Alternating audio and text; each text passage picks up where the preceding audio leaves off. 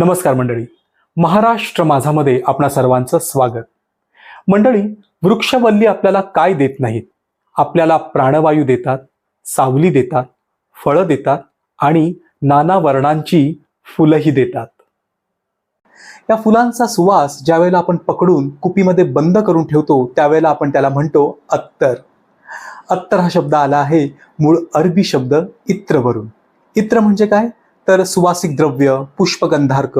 परंतु हे शब्द आपण वापरत नाही. आपण अत्तरही आजकाल कमीच वापरतो. आपण काय वापरतो? बॉडी स्प्रे, डिओड्रंट्स किंवा परफ्युम्स. परफ्यूमला कोणी मराठी शब्द विचारला तर आपण लगेच म्हणतो अत्तर. पण मुळात अत्तर हा शब्द अरबी शब्द इत्रवरून आलेला आहे. मी आश्चर्यकारकरित्या एक दोन जणांना परफ्यूमसाठी सुगंध हा शब्द म्हणताना ऐकलेला आहे आणि तोही एक सुंदर शब्द आहे. आपण तोही वापरू शकतो ना? मंडळी, आजच्या भागाबद्दलच्या तुमच्या प्रतिक्रिया मला अवश्य कळवा. भेटूया पुढील भागामध्ये एक नवीन शब्द घेऊन. तोपर्यंत जय महाराष्ट्र.